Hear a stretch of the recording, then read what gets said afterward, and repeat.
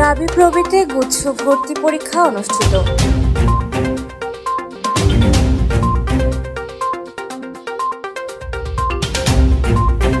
রাঙ্গামাটি বিজ্ঞান ও প্রযুক্তি বিশ্ববিদ্যালয়ের অধীনে জিএসটি গুচ্ছভুক্ত বিশ্ববিদ্যালয়ের সি ইউনিটের ভর্তি পরীক্ষায় 785 জন পরীক্ষার্থী অনুপস্থিত ছিল। রাবি প্রবি কর্তৃপক্ষ বিষয়টি নিশ্চিত করেছে।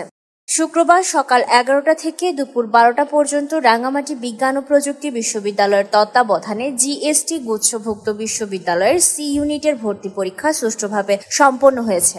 রাঙ্গামাটি শহরে রাঙ্গামাটি বিজ্ঞান ও প্রযুক্তি বিশ্ববিদ্যালয় কেন্দ্র ও 2টি উপকেন্দ্রে অনুষ্ঠিত সি ইউনিটের ভর্তি পরীক্ষায় সর্বমোট 3204 জন পরীক্ষার্থীর মধ্যে 2419 জন উপস্থিত ও 785 জন পরীক্ষার্থী অনুপস্থিত ছিলেন। উপস্থিতির হার 75.50%।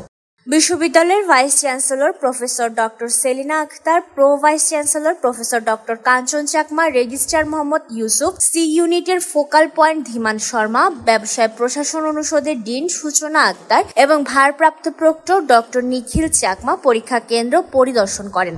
এ সময় ভাইস চ্যান্সেলর দায়িত্বরত পর্যবেক্ষক, শিক্ষক, কর্মকর্তা, কর্মচারী ও পরীক্ষার্থীদের সাথে কুশল বিনিময় করেন।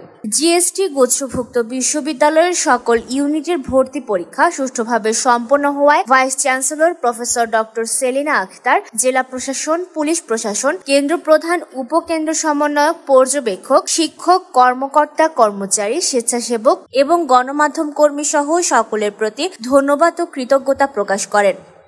Desk report, CHT TV।